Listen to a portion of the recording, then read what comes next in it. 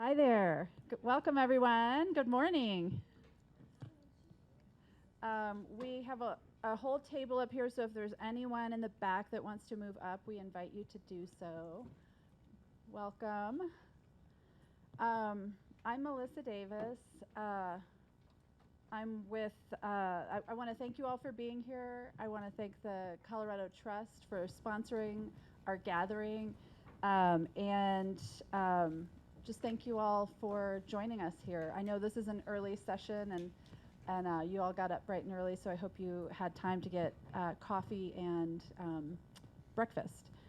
So I'm Melissa Milios Davis. I'm Vice President for Informed Communities at the Denver-based Gates Family Foundation, and I'm Director of the Colorado Media Project. Just to give you a little bit of background about what we are, the Colorado Media Project is a nonpartisan philanthropic initiative housed at Rose Community Foundation that serves as a funder, catalyst, and advocate to support the people, projects, and organizations who are working to build a healthier and more equitable, solutions-focused local news and information system. So that's why we're here today, to learn from one another. A lot of you are grantees and partners of the Colorado Media Project.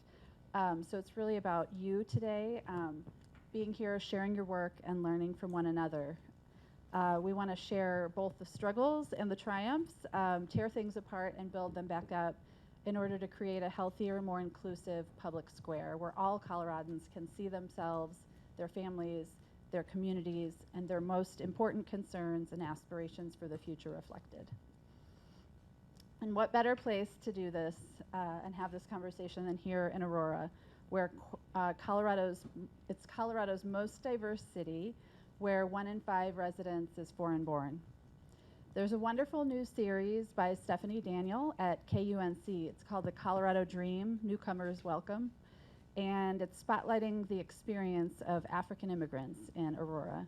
If you haven't checked it out yet, please do. It's a beautiful example of really seeing, understanding, and sharing a multidimensional picture of this place, the people who live here, and the systems that shape their future. So at this time, we're going to have our opening plenary, and I'd like to invite our first panelist to join me at the front of the room. Hi. I'm joined by a truly amazing group of panelists who are all pros at welcoming people to Aurora and to Colorado. Ricardo Gambetta leads the Office of International and Immigrant Affairs in the city of Aurora. Yay. Jesús Luis Sánchez is the editor of El Comercio de Colorado. Vera Idem is founder and publisher of Afrique Digest, a monthly magazine speaking to the African diaspora in Aurora and beyond. Annie Van Dan is president of Asian Avenue magazine, which covers Asian American Pacific Islander people, businesses, and cultural activities, along with the issues of concern within the AAPI community.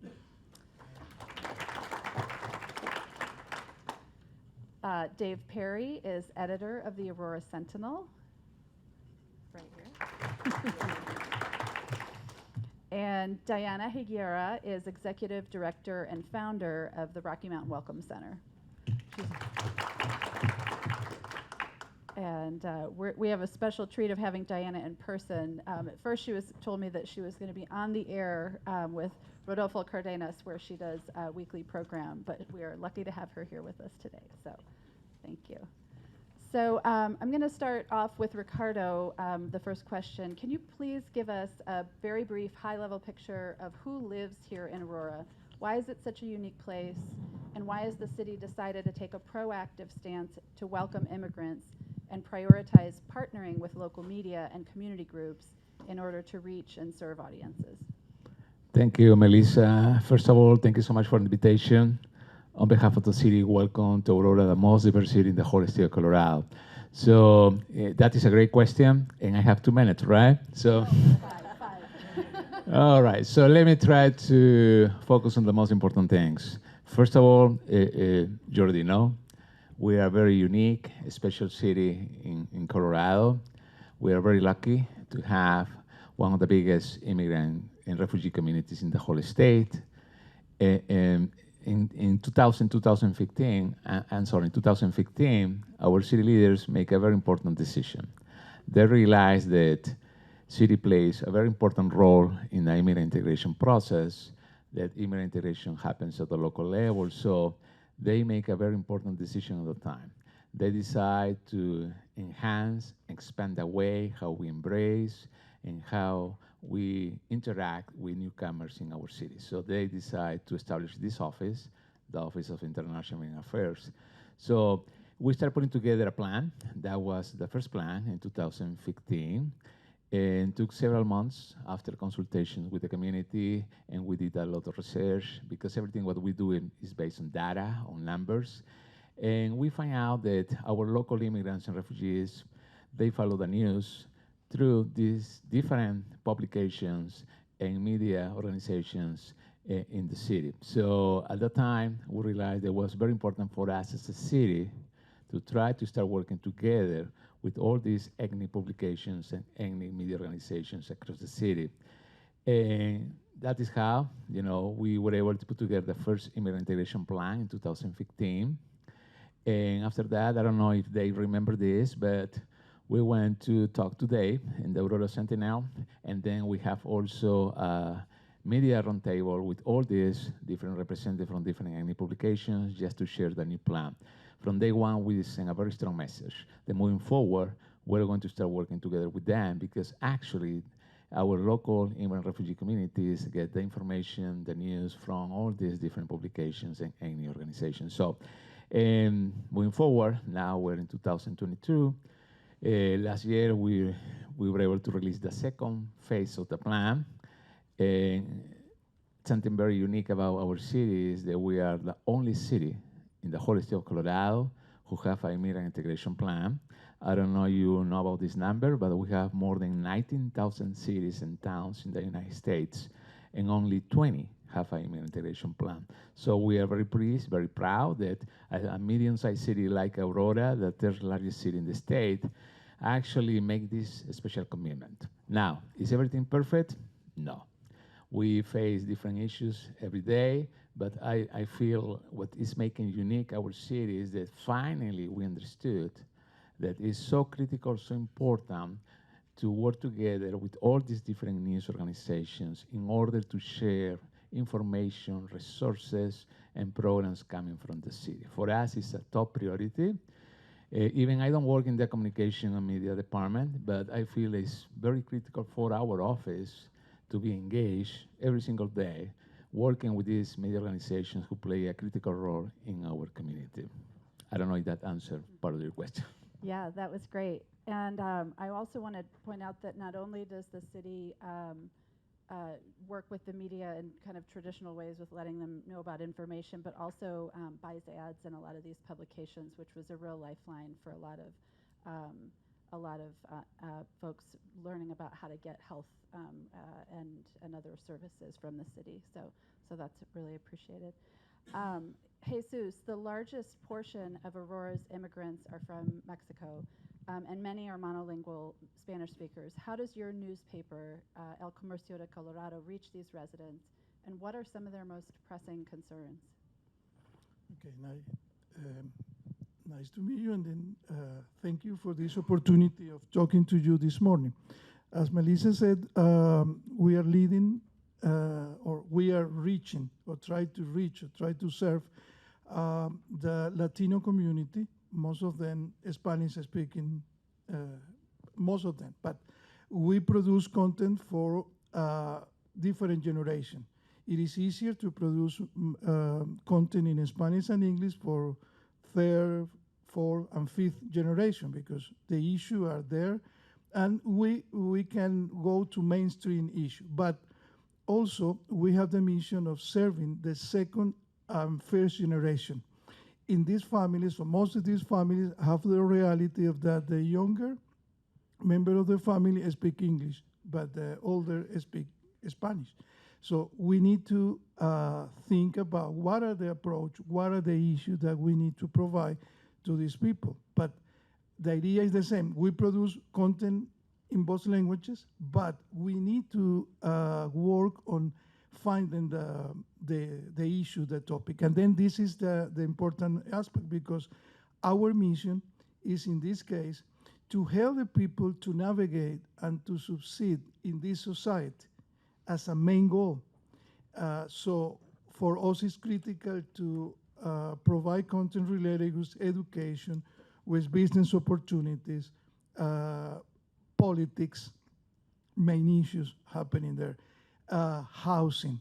So the paper is an instrument for the people to navigate, to be in touch what is happening in the general society, but from their approach.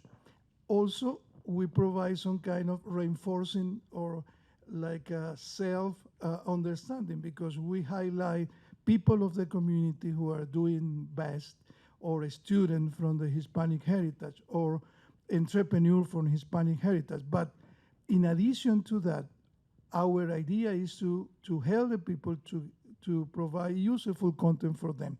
The other issue, important issue, is health.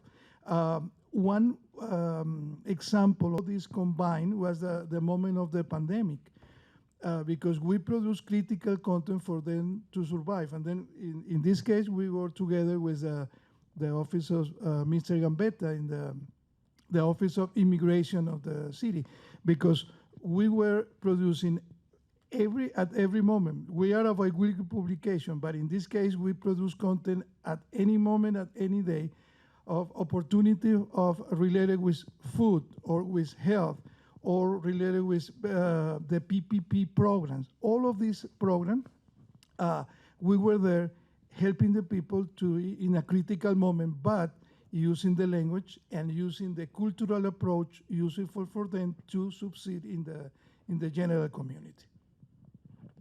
Great, thanks, Jesus. Vera, I want to go to you next, and we just have one microphone, so we're going to pass it around. Vera, you founded Afric Digest with a vision to speak directly to the African diaspora in Colorado and Aurora. Can you talk more about your mission and vision to serve various African communities in Aurora and beyond? And then how does the magazine address the needs of both residents and local African-owned businesses? Yes, thank you. Good morning, everyone. I welcome everyone.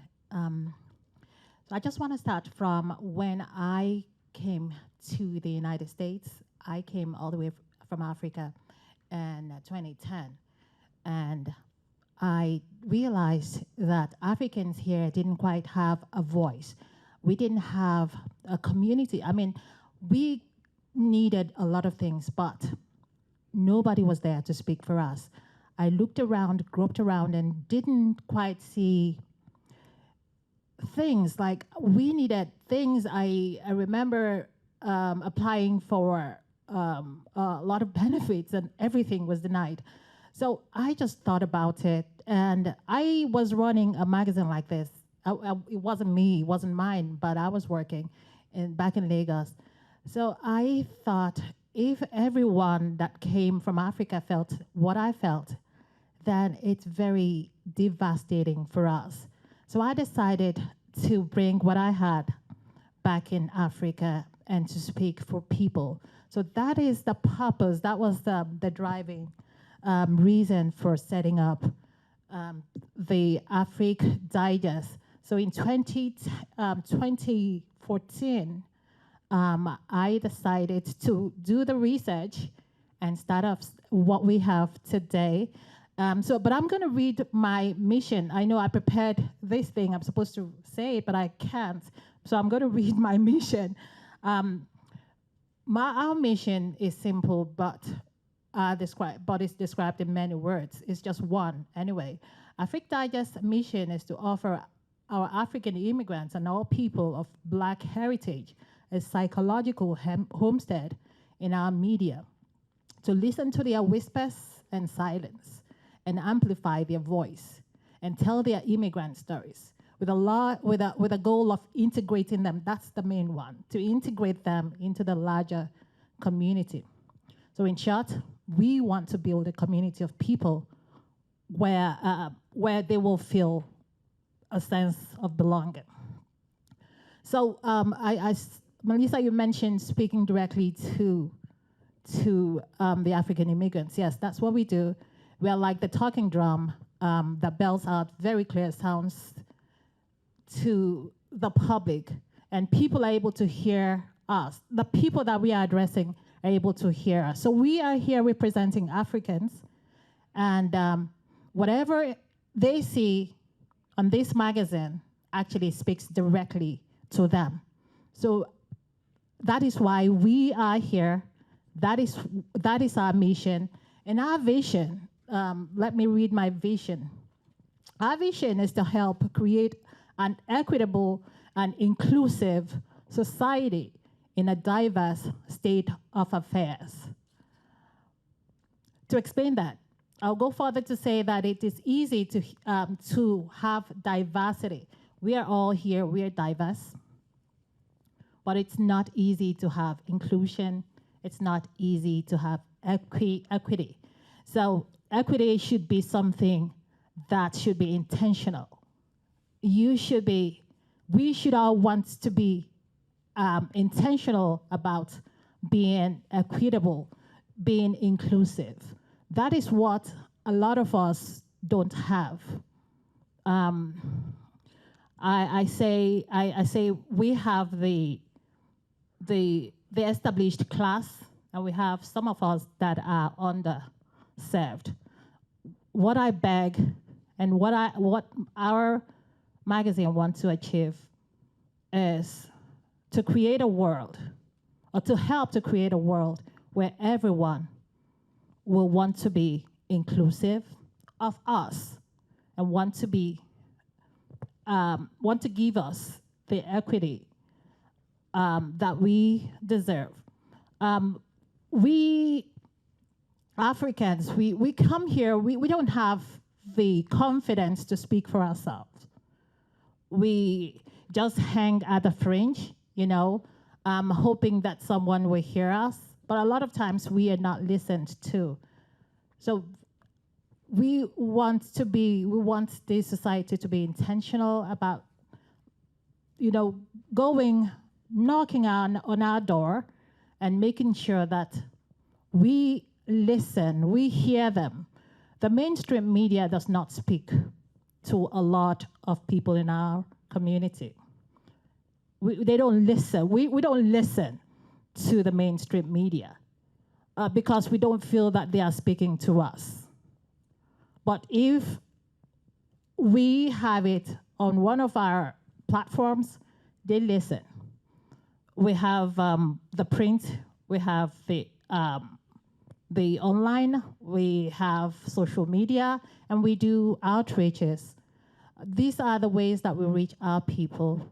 And I would want the government and the established class to help us intentionally so that we can reach the people that we serve. Thank you. Thank you, Vera. Yeah. Thank you very much. Annie, you are also speaking directly to various communities in the Asian American Pacific Islander communities in their languages. It's something that you and your team have been working on. Asian Avenue magazine publishes in English. Rocky Mountain Chinese Weekly publishes in Mandarin Chinese. And then you've also been doing some more kind of internal work, diversity, equity, inclusion yourself, and thinking about the broad range of Asian American Pacific Islanders and how to speak to them in their own language. Can you talk a little bit about why that was important to you to serve a broader swath of that community, and what are some of the common issues and pressing concerns that you're hearing? Good morning, and thank you, Melissa and Sam, for putting this together and putting our panel together. I'm Annie Van Dan. I started Asian Avenue magazine with my mom in 2006. So I've been working with my mom for 16 years. Similar to Vera's story, we are immigrants from Taiwan. So I was born in Taiwan, and when my parents came to the States, there was the language barrier. So my mom ended up working in retail, but she was actually a journalist in Taiwan. So I was graduating from college. I went to Mizzou, and when I was coming back, she really wanted to do this together. So she kind of closed her sunglass store and really started this, kind of American dream. But a big reason was similar to what Vera's saying, is that we just never saw Asians in mainstream media. And even at the time, we would often, contact the media like, oh, we're having these events, or this is going on in our community, and there just wasn't even, a response. And so I have seen it's changed a lot, and definitely more representation in media now. But I do think like the local and the ethnic media really serves a need that just the mainstream just can't reach. So a little background about the Asian community. We represent 30 different ethnic groups here in Colorado. So Jesús was talking about the challenges with language, and we face that too with kind of the older generations still speaking their languages, and then younger with English. And so, but it's even harder because then it's across like 30 different languages and dialects. And so for Asian Avenue, we really tried to be inclusive of all the Asian ethnic groups, which is such a challenge. It's printed in English, and so there's definitely, people in the community who don't, look at this even as a source for them. But the Chinese community is the largest Asian ethnic population here. So we also run a Chinese newspaper that's really focused on that population. So one thing that we often talk about is just, like, do we go digital?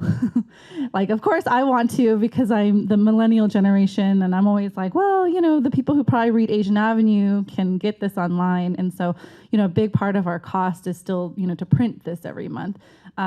It is a free publication, so it just depends a lot or almost completely on ad sales. And so I think more recently with the opportunities with grants, it's really been helpful.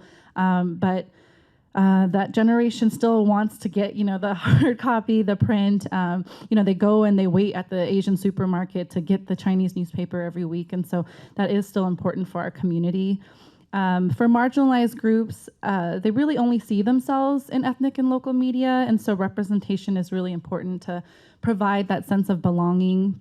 For Asians, we make up less than 5% of the population in Colorado. And sometimes I tell people that and they're very shocked. But if you even look around the room, it's just my colleague Jeanette and I here currently. I think some of us are coming for this next session, but that is often our experience. And then when we look at media, we're even more invisible. And so a lot of the coverage then during COVID ended up being kind of negative about our population. So I think one of the challenges is that because we're not covered often, when we are, it's very stereotypical, and it's just kind of telling this one story or narrative, and not kind of like a comprehensive picture of our community. So for us, as a CMP grantee, we've had the opportunity to really get more feedback from our community to see what they would like, and then also do more DEI training. So I'm actually currently in a program with other people of color.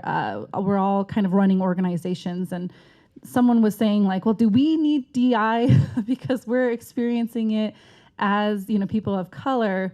And I think my thought is really like, yeah, we still need that, training and understanding too. And specifically for Asians, just even how Asian and Black communities work together, and thinking about how as a media group, that we cover other communities as well, not just our own, but also like how are we building bridges with each other. So I think that's something we've been working a lot internally too, about kind of how we speak about other communities. And the biggest concerns right now in our community is largely around mental health and COVID recovery for individuals and for businesses. Yes, and I'll talk a little bit more about that later. Thank you.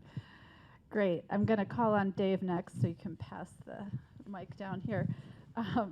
Dave, as the daily kind of paper of record for, with the largest circulation in Aurora, the Sentinel plays a really important role in public accountability, covering a lot of the civic meetings, playing a special role in holding elected officials accountable, asking really tough questions.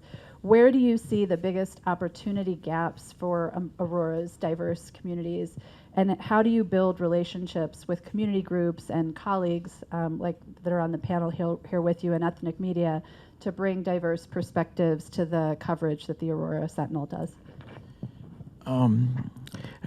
I think in my experience, and because Aurora is such an unusual place and a good example of how different it is here is when you're here all the time and you're in grocery stores and shops and convenience stores and things like that, you're so acclimated to the diversity that when you're not here, if I'm out in the suburbs someplace else or something and I'm in a grocery store, you just get this feeling like something's not right or something's different. And you realize it's like, oh, everybody's white in this store except for one person over there.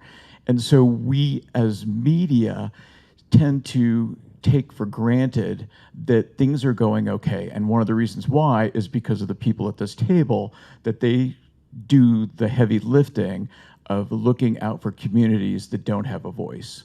And, she's exactly right that it's like, the African community here is very large and it's very diverse itself.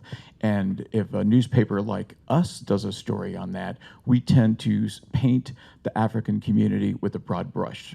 It's a huge continent, and even within different regions and countries, what we found out is there's an awful lot of diversity and a lot of change in opinion, and people have different needs based on even how they came here. And we brush all of that aside and think we're doing a pretty good job because we're saying, well, at least we realized that, at this one thing that comes before city council or state legislature, it affects the immigrant community, and we paint them with a broad brush. And we put a star on our forehead going, wow, we looked out for the immigrant community, and we're failing. And it's good that at least that there are newspapers like this, and I would say in Colorado, the mainstream media itself does a pretty good job of at least being aware of that. And here in Aurora, we are keenly aware of that because it's every place. It's in the schools, it has to do with the city council, and we work with a city that is also keenly aware of immigrant communities, and they do a really good job. I mean, this is the staff at the Aurora, the city of Aurora is astounding on how they have a touchstone for different languages and different cultures and different types of immigration issues, and everything that they do has to do with that touchstone. Still, it's never enough, and part of this has to do with the resources. One thing that I want to do and what I realize is that we don't legitimize what's going on here because they specifically look at issues that they can glean from themselves and talk among themselves. And we tend to, like Annie said, look at this like a hit and run story. And a good example of that has to do with the pandemic, when the news of that started rolling out, and the Trump administration started using the word China flu, and then everybody started looking at this. It's like, well, how could this be, considered a cultural or a racial issue? And some newspapers explored that, but others just kind of brushed it off. And what we did is we worked with Harry Buddha-Siddhartha, who shops at the most amazing place in Aurora, which is the Costco on Havana. If you've never been there, it's just quintessential Aurora. And he, was talking about here in Aurora, things are better than they are in a lot of communities, but even in a place like that, even in a store where people are so used to seeing so many different cultures, he explained this is what this low-level, under-the-radar racism looks like and feels like every single day. And when you get hit with something like the China virus, he said you can't imagine the long range, the damage that does on different levels time after time, but especially at a time where everybody was so nervous and scared. He said it was just horrible. Even in a place here, outside of Aurora, it was even worse. And so we were able to help people understand that. It's like, don't think that this is, solved or that there's some other way to do this, and talk to people from within the community that can help them understand. But in Asian Avenue and some of the other Asian media, they were able to have much deeper discussions about that. And I would say that's where we fail as mainstream media, is we overlook that or give it short shrift or don't bring that to other people's attention. Since we have so many eyeballs looking at our websites, I think that there needs to be a way for us to connect what we do with what they do without crossing the editorial border saying, well, we don't have responsibility for this editorial product, which is always our excuse about why we can't work with these other media or these other types of agencies. I think there's a way around that, and that's kind of what I'm hoping we can do. That's great. Great, really good points. That's a great segue too to Diana. I'm going to ask Diana to talk a little bit about, we talk about building bridges and connecting the community to the kind of amplification of their voice. You are the one, you're kind of representing the nonprofit world, but you're a former journalist yourself.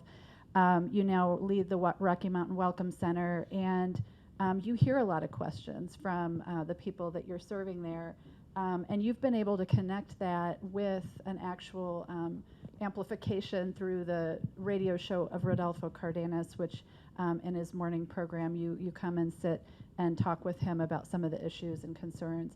Can you talk a little bit more about that partnership and why it's so important to your community? Thank you for the opportunity. One of the things that happen all the time, and we see it on the ground when we work with our communities, and we saw this especially with COVID, is that our populations, because of the older generations, don't speak English, as in your community as well, and since your community as well. We realized that they were getting all the information from COVID from their own countries. So, that doesn't help here when they said stay at home, and in other countries not stay at home.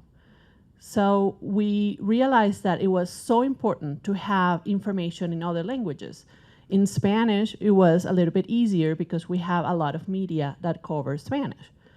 But in other languages, we didn't. So the first thing as a nonprofit organization working with immigrants and refugees that we did during COVID is we changed our whole website, and we started putting information daily in 18 plus languages about what was happening, so that at least the people that live here know what was happening.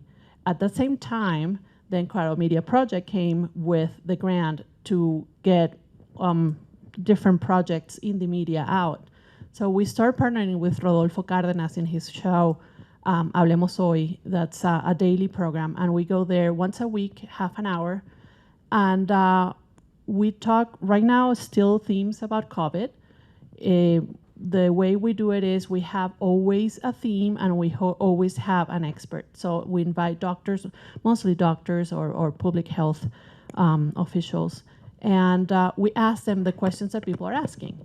Sometimes those questions are not necessarily the questions that the main media portray. We have a lot of questions of, my parents are visiting and they had the Russian vaccine that is not approved in the US. Should they get the new vaccine here or not? Or they put it just 2 months ago. So we have doctors that can tell us those specifics that are very unique to our immigrant population.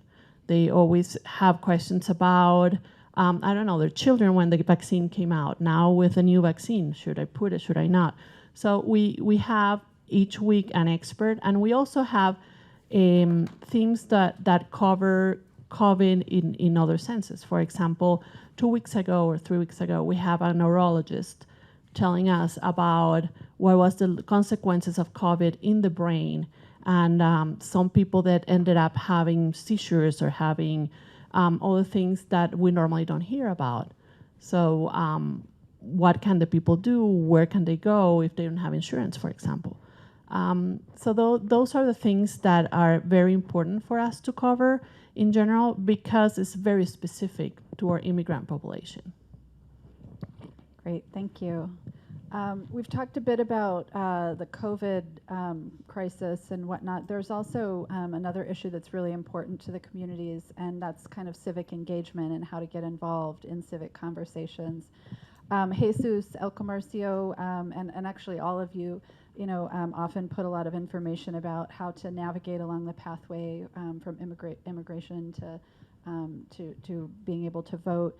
What role do your outlets play? And I'll start with Jesús, and then if anyone wants to speak up.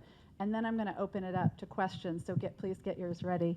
Do you see, how do you see yourselves in terms of, advocating for people to get involved in civic conversations, and what role are your publications playing? I think that the world is playing the role of advocacy, but not in the sense of promoting one specific political stance, but in the sense of encouraging the people to participate in politics. And then we as a media need to go for the beginning. For the 101 is teaching the people how the system works, what are the posts that will be elected. One example is that in the coming election, you need to choose a sheriff of your county.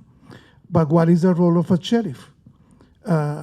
And then what is an important mission of a sheriff? Because he's in charge of the county jail, or for applying the domestic violence action. So we need to teach the basic one. An example of the sheriff is great, or the school board, or the state board of education. That we need to teach the people what the basic stands, what is the basic element of the system for encourage the people to participate. But the second part is to encourage civic conversation, and then it has been our approach in each election. We see both sizes. It could be in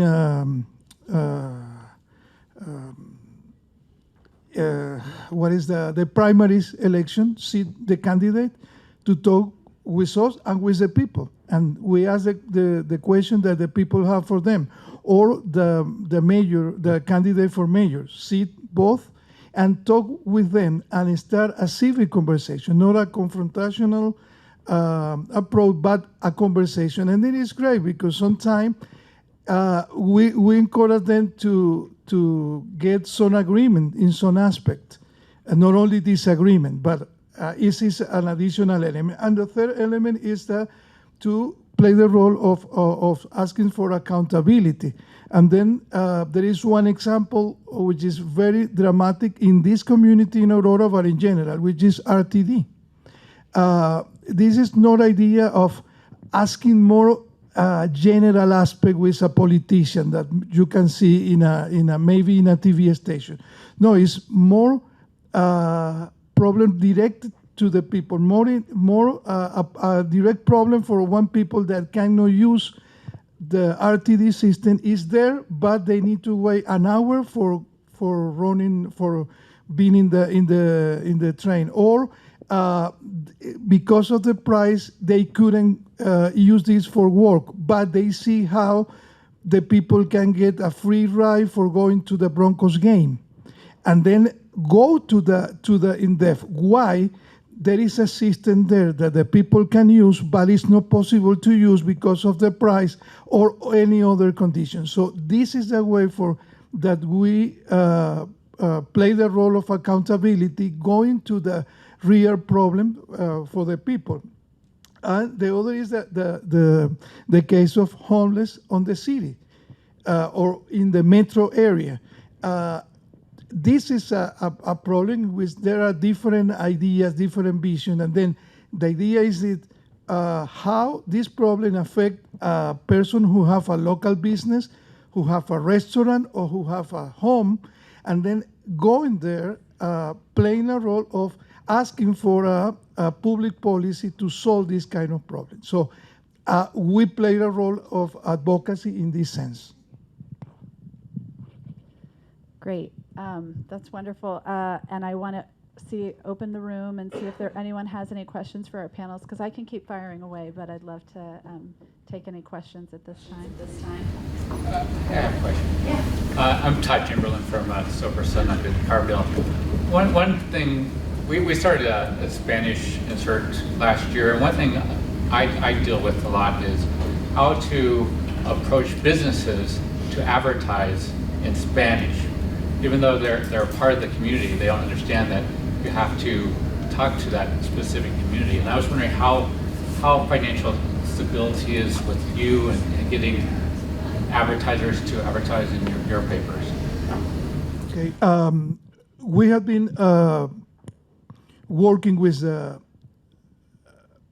local business, Hispanic local business, also to teach them how to reach the community, because this is not only when you get a newspaper, you need to have a real auction there, and then it's not only to speak for a segment that is there, because it's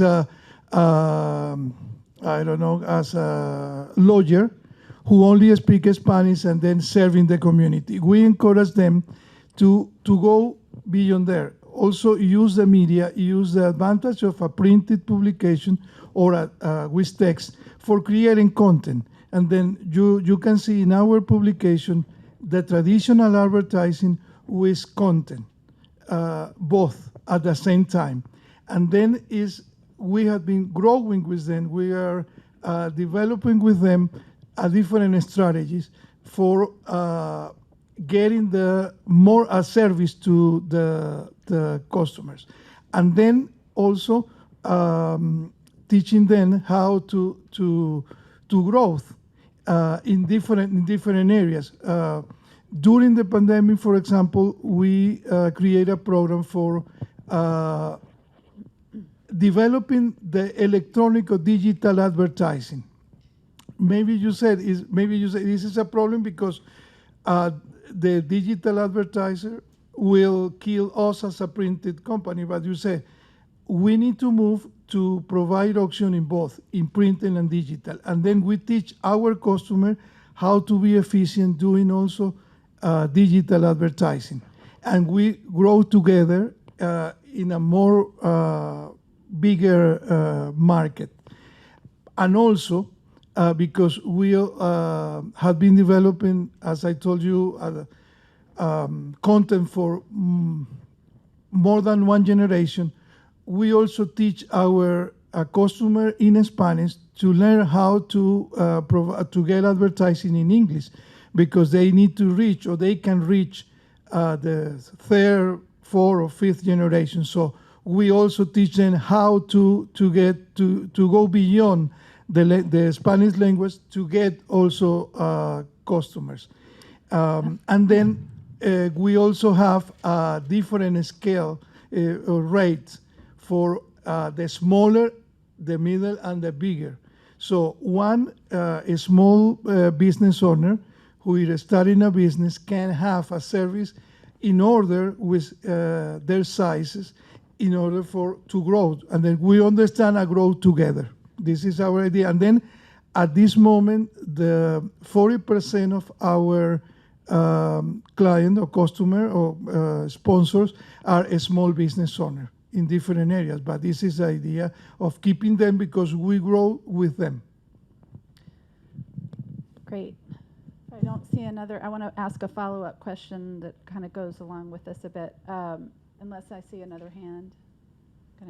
Okay, so I'm going to go to Vera and ask you, you've done a lot. You're very integrated with the African business community here.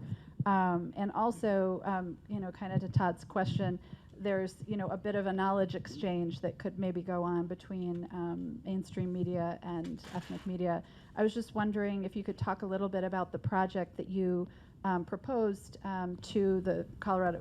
You're a grantee of the Colorado Media Project, because you had a really, really interesting project proposal to really build bridges between ethnic and mainstream media. Why do you think that's important? What opportunities do you see that would benefit both mainstream and immigrant serving outlets and audiences? Thank you. Let me just say this. Our challenge, I just want to start on this. Our challenge is funding. So I'm just throwing it out there so that anyone that can help should please help. Our challenge is funding. We have a lot of things, we have a lot to do, but we cannot do all that we want to do. personally, I'm about building bridges, and exactly, the magazine is also, that's what we are here to do, to build bridges. We want to be able to relate with people outside of our community, so that we can find whatever benefits both all of us together. So that's we are about that. So let me say again that right now we have a very expansive, fertile ground for misinformation and disinformation. And we have that in the African community a lot. Just like Diana said, we get, most of our community members get their news from Africa. So because you're not listening to the mainstream media, and because we cannot give them all that we should, they get a lot of their news from there. And all of the time, or most of the time, it's not the correct news. It's misinformation. So we have a lot to do. And we try to do that with Africa Digest. We try to do researches, and then try to get it closer to them, as close to them as possible. Try to, try to clear that mindset from them. It's just a lot. It's just a lot. So we have a lot to do, and that's why we have a very big challenge with funding.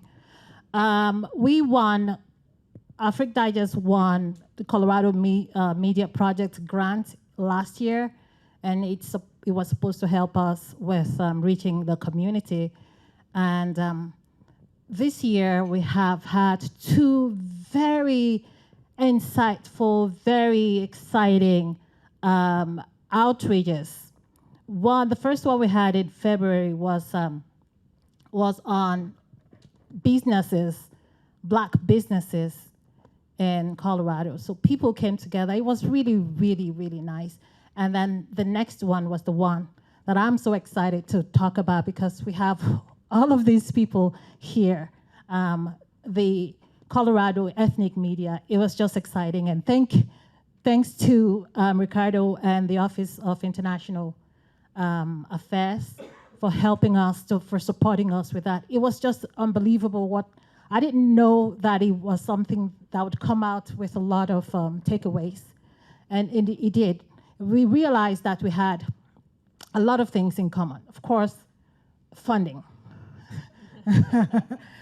Yes, so we had a lot of these things in common, and we try to talk about things that would benefit one another in that.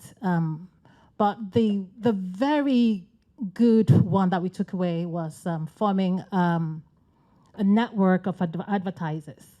And I'm also throwing that out if it's possible, anyone that can help us. We want to be able, if you go through this magazine, you'll see that hardly any advertisement. So I dig into my own personal pocket each month to get this thing to come out, because it's a passion. It's something that I think I must do, because it's what drove me into it in the first place, to just give them the right information and make sure that people are integrated into the community.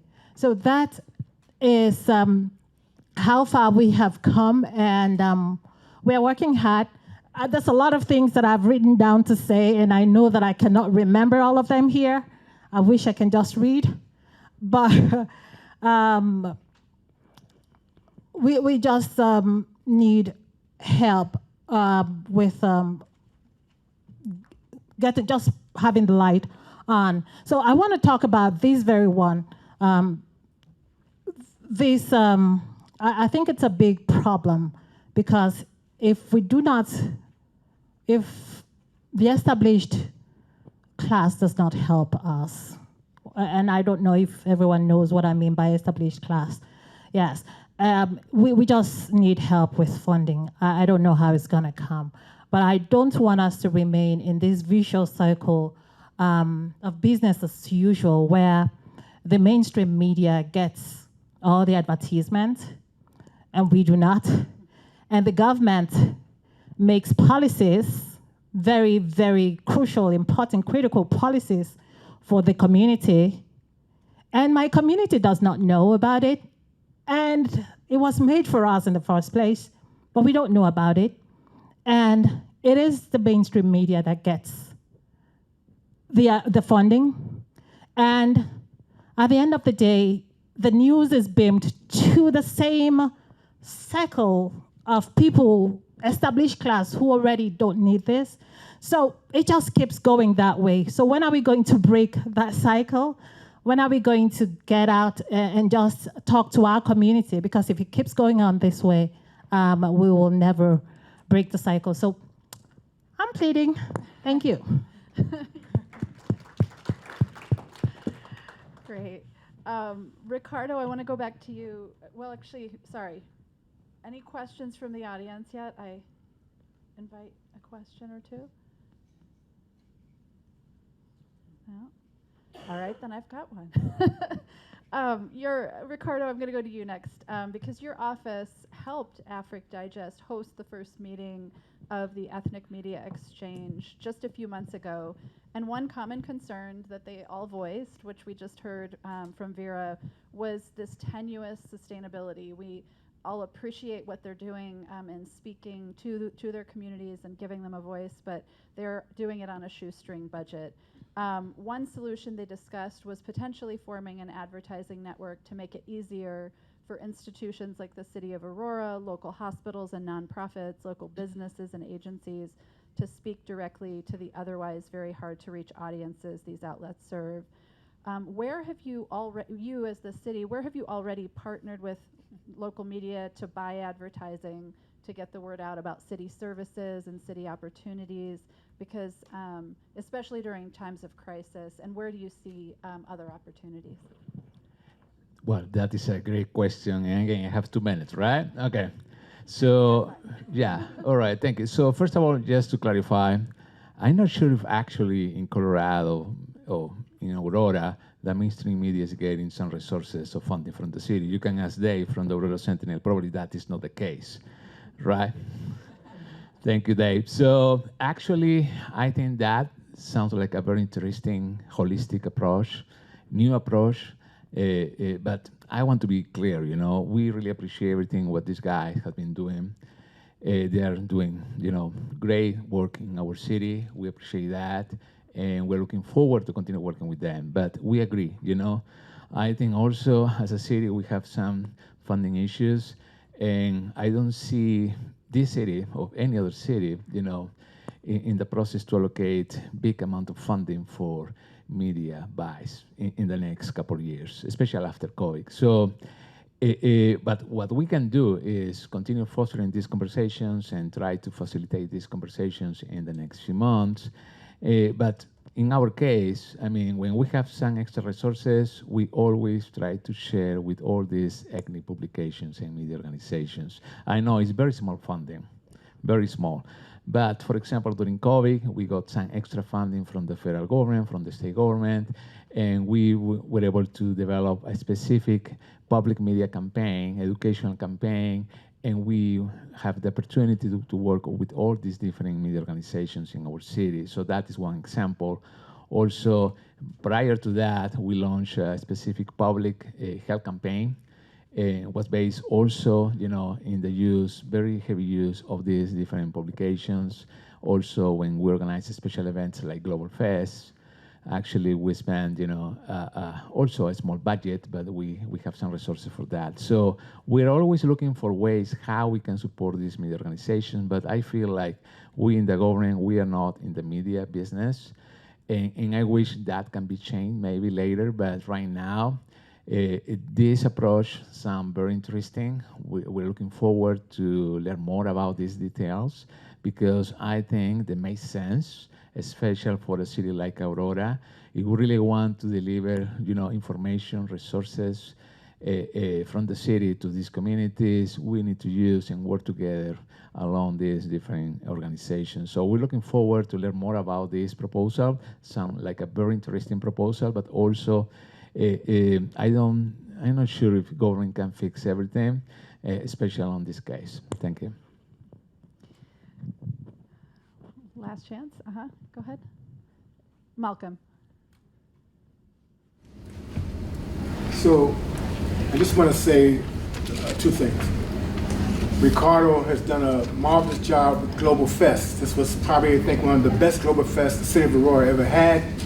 Very inclusive, very equitable, and very diverse.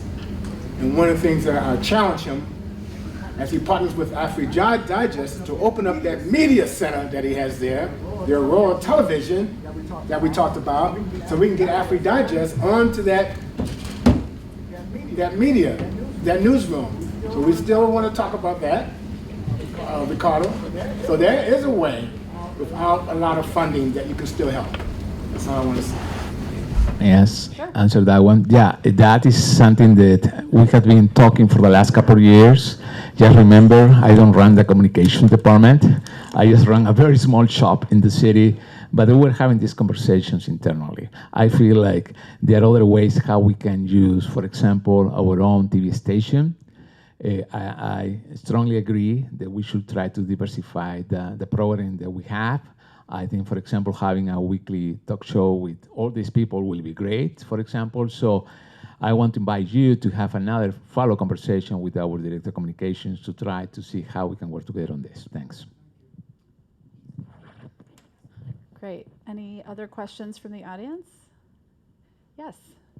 Thank you very much. Yes, Andale, who is also, could easily be up on this panel too. We just didn't have enough seats, so.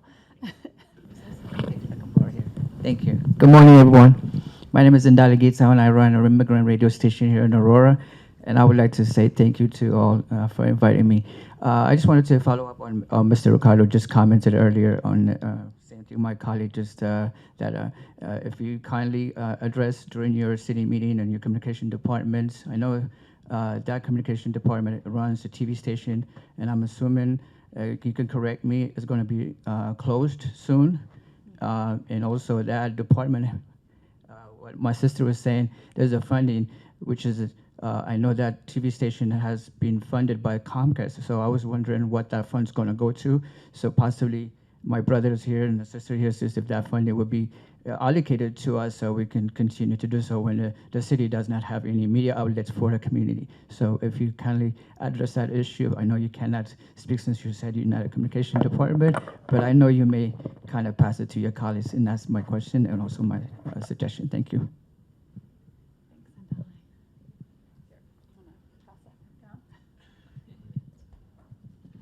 That is another great question. Actually, I'm not aware of that news. Maybe those conversations are happening, but you're right. I don't belong to the communication department, so I will be happy to follow up on that. Thanks. Great. We have time for one more question from the audience, if anyone has one. Okay. All right, go ahead, Malcolm. The question is to Dave. How you doing, Dave? Dave Perry. Hello, Master. Dave, I want to challenge you to really connect with these ethnic news medias with the Royal Sentinel. Do you want to stand on mute? Oh, okay. I'm doing the same thing.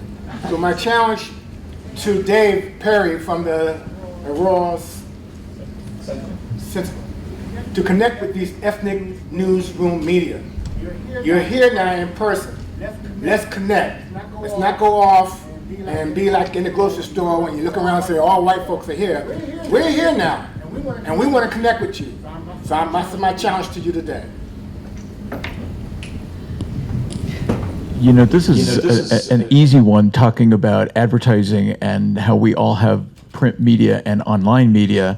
And, you know, we're here because of a spirit of collaboration among media through the community, the Colorado Media Project, and also CoLab. And one thing that we're looking at right now is how we can do imitate the successes we've had editorially with the business side of newspapers. And we're looking at how we might share or promote advertising among ourselves. So it's not a challenge. When we're done here, we can get together and figure out how, if we have somebody wanting to buy print or online advertising in the Aurora Sentinel, we can make them aware, would you like to pick up an ad in Africa Magazine and the Digest and also your magazine?